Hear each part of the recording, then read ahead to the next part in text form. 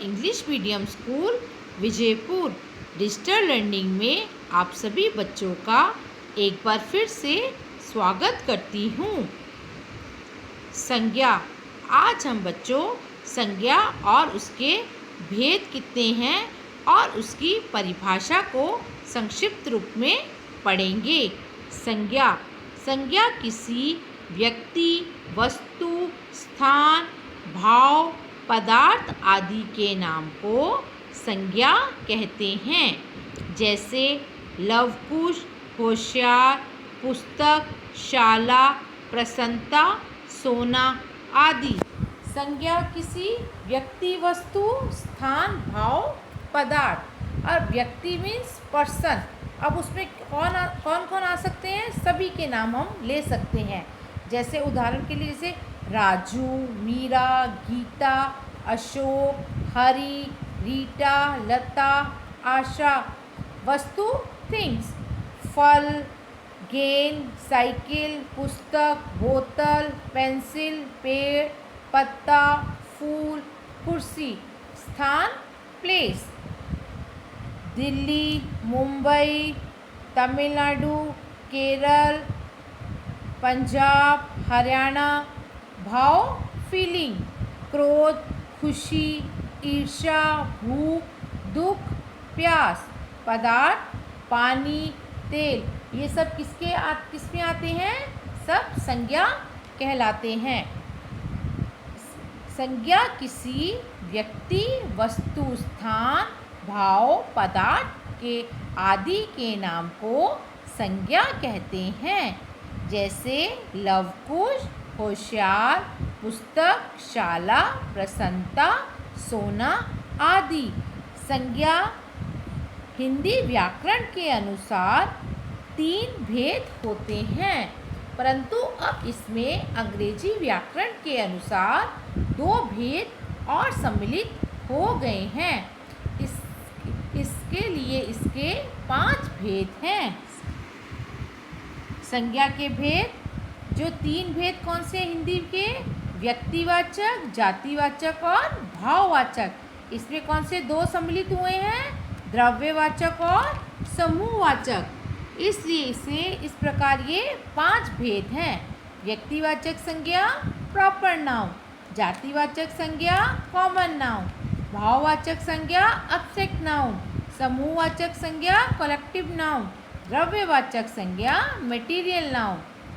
व्यक्तिवाचक संज्ञा, जातिवाचक संज्ञा, भाववाचक संज्ञा, समूहवाचक संज्ञा, द्रव्यवाचक संज्ञा।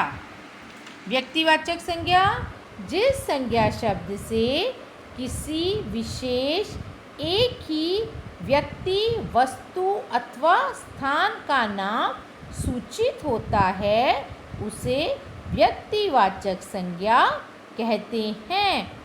राम, अशोक, सीता, मद्रास, कावेरी आदि। ये जो संज्ञाएं हैं, ये जो सबके नाम हैं, वो क्या है? किसी एक विशेष व्यक्ति के, वस्तु अथवा स्थान को सूचित करता है। अब राम है, अशोक है, ये सीता, ये क्या है? एक विशेष नाम है। मद्रास क्या है? एक निश्चित जगह है। कावेरी क्या है? एक नदी है। तो इस प्रकार ये व्यक्तिवाचक संज्ञा कहलाती है। जिस संज्ञा शब्द से किसी विशेष एक ही व्यक्ति, वस्तु अथवा स्थान का नाम सूचित होता है उसे व्यक्तिवाचक संज्ञा कहते हैं। राम, अशोक, सीता, मद्रास, कावेरी आदि। जातिवाचक संज्ञा जिस संज्ञा शब्द से संपूर्ण जाति, वर्ग या समुदाय का बोध होता है उसे जातिवाचक संज्ञा कहते हैं। उदाहरण पुरुष, पेड़, पुस्तक, गाय, चिड़िया, हाथी आदि। अब पुरुष जो है किस में आते हैं? जाति में। पेड़ क्या है? ये बहुत सारे पेड़ हैं, तो ये किस में आ गए? जाति में। पुस्तक, अब पुस्तक का कोई नाम नहीं है, खाली पुस्तक है। अब वो कोई भी पुस्तक हो सकती है, कोई भी इंग्लिश की भी हो सकती है, मैथ्स की भी हो सकती है, हिंदी की भी हो सकती है, साइंस की भी हो सकती है। गाय क्या है? वो है जाति। गाय क्या देती है हमें? दूध देती है।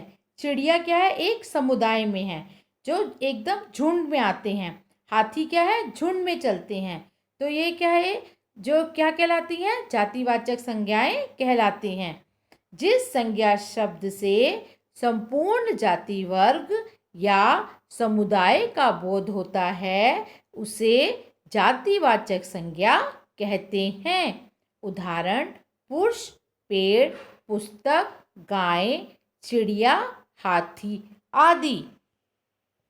थर्ड, भाववाचक संज्ञा: जिस संज्ञा शब्द से पदार्थों और प्राणियों के गुण, दोष, धर्म, भाव और व्यापार आदि का ज्ञान होता है, उसे भाववाचक संज्ञा कहते हैं। उदाहरण: होशियार, बुढ़ापा, मित्रता, बचपन, चतुरता, मनुष्यता आदि। इन गुणों का बोध होता है जिसका अनुभव हमारा मन या हृदय करता है, किंतु ना तो हम इसे देख सकते हैं, ना ही इसे हम स्पर्श कर सकते हैं। तो ये क्या कहलाते हैं? हमारे भाववाचक संज्ञा कहलाते हैं। जिस संज्ञा शब्दों से पदार्थों और प्राणियों के गुण, दोष, धर्म, भाव और व्यापार आदि का ज्ञान होता है, उसे भाववाचक संज्ञा कहते हैं। उदाहरण: होशियार, बुढ़ापा, मित्रता, बचपन, चतुरता, मनुष्यता आदि। फोर्थ, समूहवाचक संज्ञा: जिस संज्ञा शब्द से समूह अथवा समुदाय का बोध होता है, उसे समूहवाचक संज्ञा कहते हैं। उदाहरण: सेना, सभा, कक्षा, वर्ग, समाज आदि। अब सेना क्या है बच्चों? सेना जो है सब से मिलकर जो है एक सेना बनी है। और सभा जो है, सभा में बैठकर सब क्या है? मीटिंग करते हैं। कक्षा, सब कक्षा में सभी बच्चे पढ़ रहे हैं, ये जो है वर्ग में रहते हैं। समाज, हम इस समाज में रहते हैं। तो ये क्या बनता है? हमारे हम समुदाय का जो है बोध होता है, इसे समूहवाचक संज्ञा कहते हैं। जिस संज्ञा शब्द से समूह अथवा समुदाय का बोध होता है, उसे समूहवाचक संज्ञा कहते हैं। उदाहरण: सेना, सभा, कक्षा, वर्ग, समाज आदि। द्रव्यवाचक संज्ञा: जिस संज्ञा शब्द से किसी द्रव्य या धातु का बोध होता है, उसे द्रव्यवाचक संज्ञा कहते हैं। उदाहरण: दूध, पानी, घी, सोना, चांदी, पीतल आदि।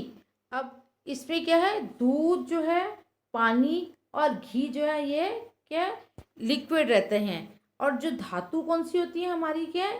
जो है सोना, चांदी, पीतल, ये क्या है? हमारी धातु। इससे क्या बनता है? द्रव्यवाचक संज्ञा बनते हैं। जिस संज्ञा शब्द से किसी द्रव्य या धातु का बोध होता है, उसे द्रव्यवाचक संज्ञा कहते हैं। उदाहरण: दूध, पानी, घी, सोना, चांदी, पीतल आदि। Thank you, children. Have a nice day.